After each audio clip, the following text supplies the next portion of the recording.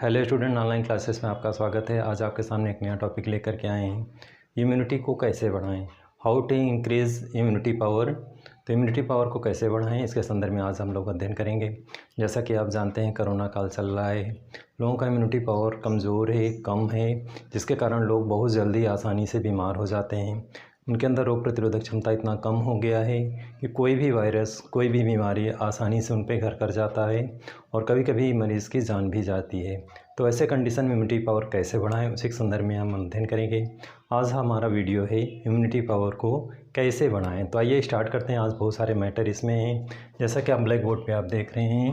Immunity power के संदर्भ में हम लोग अध्ययन करेंगे। इम्यूनिटी का अर्थ क्या है, इम्यूनिटी का प्रभाव या महत्व क्या है, इम्यूनिटी कमज़ोर होने के कौन कौन से कारण हैं और इसके साथ साथ इम्यूनिटी बढ़ाने के कौन कौन से तरीके हैं, इन सभी बिंदुओं पे हम लोग अध्ययन करेंगे। ये सभी बिंदु बहुत ही महत्वपूर्ण हैं। तो आइए स्टार्ट करते हैं। सबसे पहले अध्ययन हम लोग करते हैं इम्यूनिटी का अर्थ क्या है, इम्यूनिटी किसे कहते हैं, क्या है, इसके संदर्भ में अध्ययन करेंगे।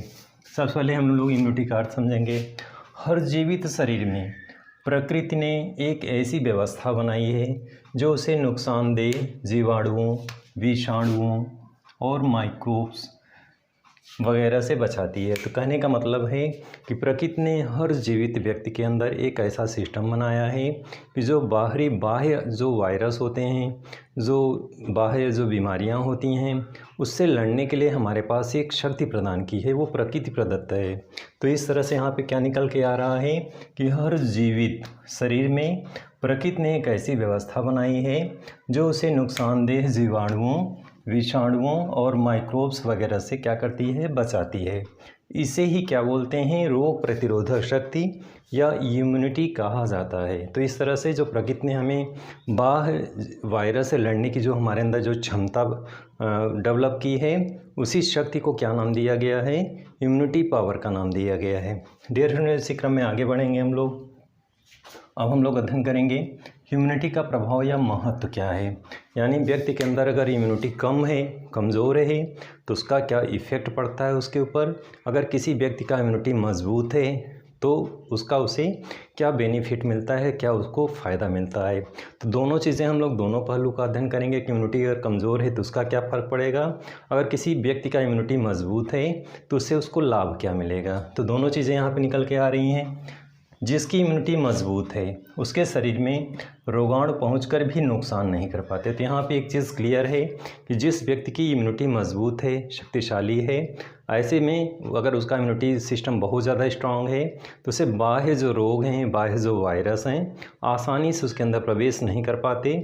अगर प्रवेश कर भी जाते हैं तो उसके अंदर इम्यूनिटी शक्ति इतनी मजबूत है कि उसके शरीर पर कब्जा नहीं कर पाते और अंत में उसे बाहर निकलना ही पड़ता है।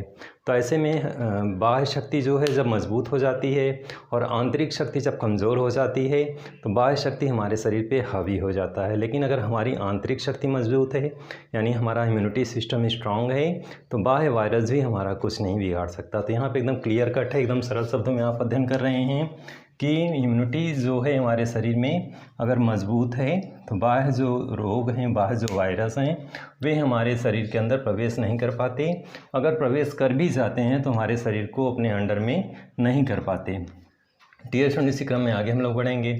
मौसम के बदलाव व वायरस के हमला करने पर शरीर जो है वो झेल नहीं पाती। तो ऐसे कंडीशन में जिनकी इम्यूनिटी सिस्टम कमज़ोर होता है उन्हें क्या होता है, खांसी, बुखार, फ्लू, कोरोना जैसे वायरस शरीर पर हावी हो जाते हैं। तो यहाँ पे दोनों पहलू एकदम क्लियर है कि जिनका इम्यूनिटी सिस्टम मजबूत है, पहले तो उसके शरीर में प्रवेश नहीं करेगा। अगर प्रवेश कर भी जाता है तो वो व्यक्ति जल्दी से, आसानी से जल्दी वो ठीक हो जाता है। लेकिन जिसका इम्यूनिटी सिस्टम कमज़ोर होता है तो ऐसे कंडीशन में जब रोग प्रतिरोधक क्षमता हमारी कमज़ोर हो जाती है तो बाह्य जो रोग हैं वो आसानी से हमारे शरीर में प्रवेश कर पाते हैं, बाह्य जो वायरस हैं वो आसानी से प्रवेश कर पाते हैं और शरीर को पूरे नियंत्रण में ले लेते हैं, आसानी से संक्रमण फैलाते हैं और व्यक्ति की मौत हो जाती है। तो ऐसे कंडीशन में दोनों चीज़ें एकदम स्पष्ट है कि जिसका इम्यूनिटी सिस्टम मजबूत है वो रोगों से लड़ने की उसके अंदर क्षमता ज़्यादा है, और जिसका इम्यूनिटी सिस्टम कमज़ोर है ऐसे कंडीशन में वो रोगों से लड़ने की क्षमता उसके अंदर बहुत कम है। तो एकदम क्लियर है, इम्यूनिटी का महत्व इस रूप में है। इसी क्रम में आगे हम लोग अध्ययन करेंगे। कमज़ोर इम्यूनिटी वाले लोग वायरस, खांसी, बुखार, फ्लू के चपेट में आ जाते हैं और वे जल्दी ठीक नहीं होते, यानी कि दवाओं का भी असर उनके ऊपर नहीं होता। क्योंकि दवाएं जो होती हैं, जब शरीर के अंदर इम्यूनिटी सिस्टम कमज़ोर है तो दवाएं भी उतना उसको फ़ायदा उसको नहीं दे पाती, लेकिन जिसका इम्यूनिटी सिस्टम मज़बूत है उसको दवा आसानी से कारगर होती है और उसे जल्दी से जल्दी उस बीमारी से मुक्ति दिलाती है। क्रम में हम लोग अध्ययन करेंगे कि इम्यूनिटी कमज़ोर होने के कौन कौन से कारण हैं, ऐसे कौन से फैक्टर हैं जिनके कारण व्यक्ति की इम्यूनिटी कमज़ोर है और रोगों से लड़ने की क्षमता बहुत ज़्यादा कमज़ोर होने के कारण वो उसके ऊपर ज़्यादा से ज़्यादा रोग, ज़्यादा से ज़्यादा वायरस उसके ऊपर हावी हो जाते हैं। तो ऐसे कंडीशन में हम लोग अध्ययन करेंगे कि इम्यूनिटी कमज़ोर होने के कौन कौन से कारण हैं, कौन कौन से रीज़न हैं, इस फैक्टर पे अध्ययन करेंगे। जैसा कि आपको ब्लैक बोर्ड पे दिख रहा है, पहला है वज़न बहुत कम होना। जिस व्यक्ति का वेट बहुत ज़्यादा कम होता है, आवश्यक से ज़्यादा कम होता है, तो ऐसे कंडीशन में व्यक्ति को पोषण का शिकार होता है और उसकी इम्यूनिटी सिस्टम कमज़ोर होती है। इसी क्रम में ही फास्ट फूड या जंक फूड आदि का ज़्यादा सेवन। जो व्यक्ति फास्ट फूड या जंक फूड का ज़्यादा सेवन करते हैं, क्योंकि फास्ट फूड हमारे शरीर को, हमारे पेट को तो भर देता है लेकिन हमारी आवश्यकताओं को पूरा नहीं कर पाता, क्योंकि उसमें विटामिन्स नहीं उतने होते, उसमें कैल्शियम नहीं होता, उसमें प्रोटीन्स नहीं होते, बहुत अल्प मात्रा में होते हैं। तो ऐसे में हमारी पोषण की जो आवश्यकताएं, जो चीज़ें होनी चाहिए वो नहीं मिल पाती, तो इससे व्यक्ति का पोषण नहीं हो पाता। तो फास्ट फूड और जंक फूड आदि के सेवन से भी हमारी इम्यूनिटी सिस्टम कमज़ोर होता है। इसी क्रम में है शरीर को ठीक से पोषण न मिलना। जब व्यक्ति को, जैसे पौधा है, अगर किसी पौधे को हम जल नहीं देंगे, उसको मिट्टी में खाद नहीं डालेंगे, प्रकाश नहीं मिलेगा, तो उस पौधे का विकास नहीं हो पाएगा, वो कमज़ोर होगा। तो ऐसे ही व्यक्ति को अगर उसका शरीर पोषण नहीं होगा, जब उसे भरपूर मात्रा में कैल्शियम, विटामिन्स, प्रोटीन्स जो उसे आहार चाहिए उसे अगर नहीं मिलेगा, तो ऐसे कंडीशन उस व्यक्ति का पोषण अवरुद्ध हो जाता है और जब पोषण व्यक्ति का नहीं हो पाता तो वो उसके अंदर रोग प्रतिरोधक क्षमता कम होती है। इसी क्रम में आगे हम लोग बढ़ेंगे। धूम्रपान, शराब, ड्रग्स आदि का सेवन। जो व्यक्ति शराब पीते हैं, ड्रग्स आदि का सेवन करते हैं, नशे के शिकार होते हैं, ऐसे व्यक्ति के अंदर इम्यूनिटी सिस्टम कमज़ोर होता है। इसी क्रम में आगे है पेन किलर, एंटीबायोटिक आदि दवाओं का लंबे समय तक सेवन करना।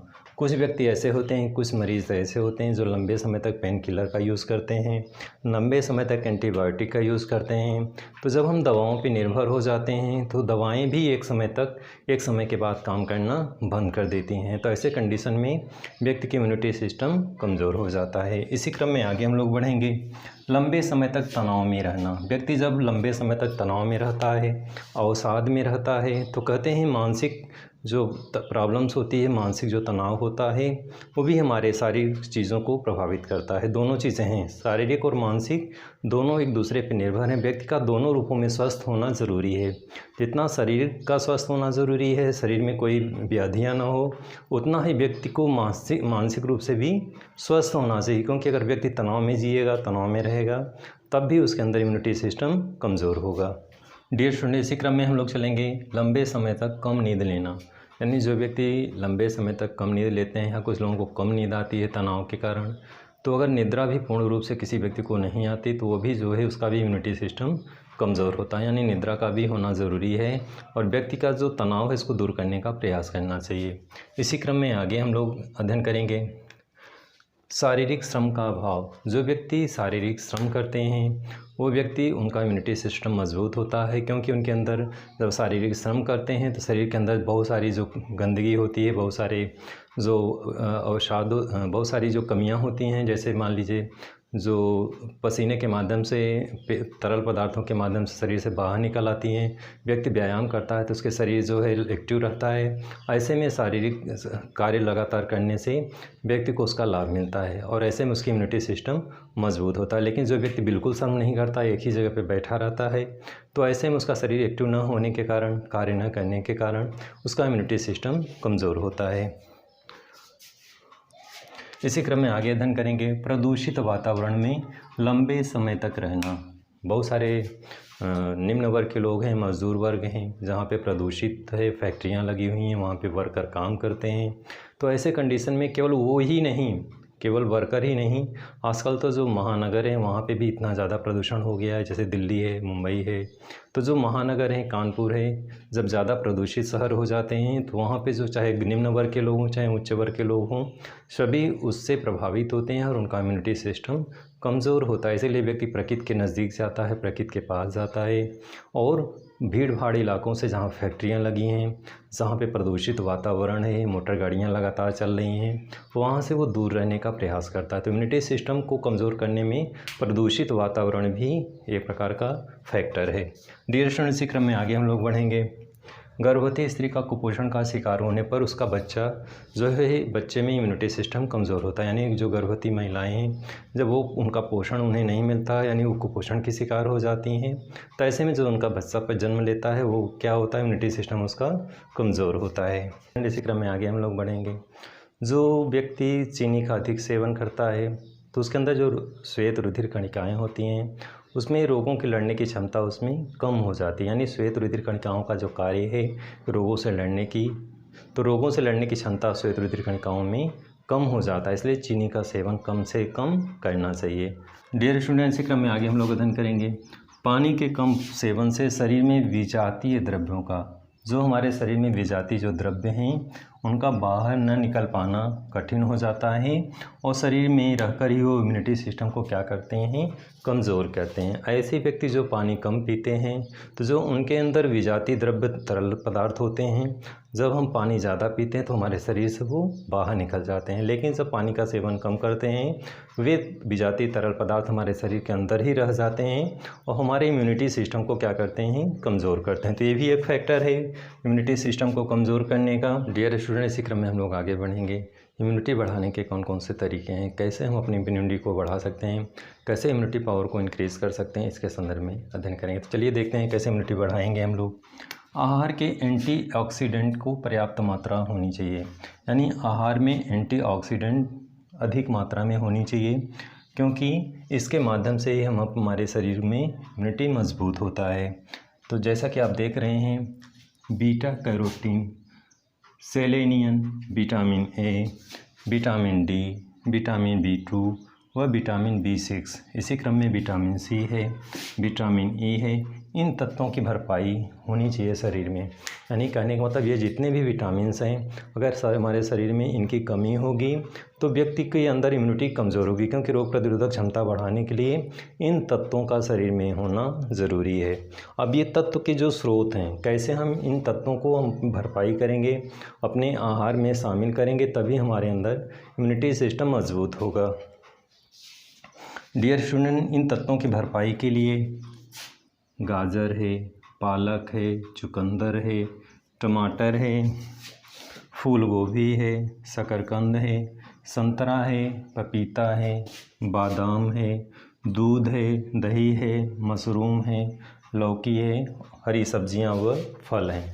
तो ये जितने विटामिन्स हैं, इन तत्वों के माध्यम से, इन फलों और हरी सब्जियों के माध्यम से व्यक्ति प्राप्त कर सकता है और इन तत्वों के ग्रहण करने से हमारा जो रोग प्रतिरोधक क्षमता है वो स्ट्रांग होगा, मजबूत होगा। इसी क्रम में हम लोग अध्ययन करेंगे कि इन तत्वों को लगातार सेवन करेंगे, यानी इन विटामिन्स को, इन हरी सब्जियों को तो लगातार सेवन करेंगे ही, इसके साथ साथ कुछ विशेष चीज़ों को ग्रहण करेंगे मौसम के अनुसार। जैसे कुछ चीज़ें गर्म होती हैं तो उन्हें हम गर्मी में नहीं खाएंगे, ठंडियों में खाएंगे, शीतकाल में। तो यानी मौसम के अनुसार भी कुछ हमारा आहार विहार परिवर्तित होगा। तो शीत ऋतु में, जैसा कि आप यहाँ दिया हुआ है ब्लैक बोर्ड पे, शीत ऋतु में यानी सर्दी के मौसम में लहसुन का उपयोग किया जाए। ये लहसुन की क्या विशेषता होती है, एंटीबैक्टीरियल। अक्सर एग्ज़ाम में भी क्वेश्चन आता है कि लहसुन की क्या उपयोगिता है, इसमें क्या पाया जाता है। तो इसमें एंटीबैक्टीरियल और एंटीवायरल क्षमता तत्व होते हैं जो इम्यूनिटी सिस्टम को मजबूत करते हैं और बाह्य वायरस से लड़ने के हमारे अंदर क्षमता पैदा करते हैं। इसी क्रम में है ग्रीन टी है, खट्टे फल हैं, सब्जियां हैं, सूप है, हरी सब्जियों का, आंवला है, अदरक है, कच्ची हल्दी है और तुलसी है। इनका सेवन करना से, जैसा कि देख रहे हैं कोरोना काल में इन चीज़ों का प्रयोग बढ़ गया है, इन चीज़ों का लोग ज़्यादा से ज़्यादा सेवन कर रहे हैं, जिससे उनका इम्यूनिटी सिस्टम मजबूत हो और वायरस से हमारे अंदर लड़ने की क्षमता विकसित हो जाए। डियर स्टूडेंट, इसी क्रम में योगासन है। तो कहने का मतलब है भोजन के साथ साथ योगासन व्यायाम भी ज़रूरी है। केवल भोजन से ही काम हमारा नहीं चलेगा। अब योगासन में व्यायाम और योगासन की विविध विधियों को अपना करके शरीर में रोग प्रतिरोधक क्षमता को हम मजबूत बना सकते हैं। तो व्यायाम करें, हमारा शरीर एक्टिव होगा। व्यायाम करने से हमारे शरीर में पसीने बाहर निकलते हैं। जो अवशुद्ध विशुद्ध चीज़ें होती हैं हमारे शरीर के अंदर, वो पसीने के माध्यम से बाहर निकल जाती हैं और शरीर में रह करके वो क्या करती हैं, रोग प्रतिरोधक क्षमता को कमज़ोर करती हैं। तो ऐसे में इम्यूनिटी सिस्टम मजबूत होगा जब हम व्यायाम करेंगे, जब हम योग करेंगे। तो इसी क्रम में जैसा कि आप देख रहे हैं कि योग की कुछ पद्धतियाँ भी हैं, जैसे अनुलोम विलोम है, सूर्य नमस्कार है, प्राणायाम है, मंडूकासन है, भुजंगासन है, भ्रामरी है, ताड़ासन है और विविध प्रकार के व्यायाम हैं। इन व्यायामों को करने से जब हम व्यायाम करते हैं, जब हम योग करते हैं, सांस तेज़ी से खींचते हैं, अनुलोम विलोम करते हैं, बहुत तीव्र गति से सांस खींचते हैं और बहुत तीव्र गति से सांस को बाहर निकालते हैं, तो इन चीज़ों से फेफड़े हमारे क्या होते हैं, स्ट्रांग होते हैं। और जब फेफड़े सही होंगे, मजबूत होंगे, हमारे शरीर में व्यायाम करने से, इन चीज़ों को करने से रोग प्रतिरोधक क्षमता डेवलप होती है। और जो वायरस इस समय चल रहे हैं कोरोना के, वो अटैक भी करते हैं, तो व्यक्ति जो है इन वायरस से लड़ने की क्षमता अगर ज़्यादा होगी, इम्यूनिटी सिस्टम मजबूत होगा, तो व्यक्ति जल्दी से जल्दी ठीक हो जाता है। लेकिन जिन व्यक्तियों की इम्यूनिटी सिस्टम कमज़ोर होती है, वो व्यक्ति इन रोगों से, इन वायरस से ज़्यादा देर तक लड़ नहीं पाता और ये रोग हमारे शरीर पे हावी हो जाते हैं। तो डियर स्टूडेंट, आज आपने बहुत अच्छा मैटर अध्ययन किया कि इम्यूनिटी सिस्टम क्या होता है, कैसे हम इसको इंक्रीज़ करें अपने बॉडी में, कैसे हम अपने अंदर इन चीज़ों को क्या क्या चीज़ें ग्रहण करें, क्या क्या चीज़ें करें, कौन कौन सी क्रियाएं करें, कौन से भोज्य पदार्थ ग्रहण करें जिससे हमारा इम्यूनिटी सिस्टम मजबूत हो। तो आज की टॉपिक में बस इतना ही। अगले वीडियो में फिर से मिलेंगे, तब तक के लिए धन्यवाद।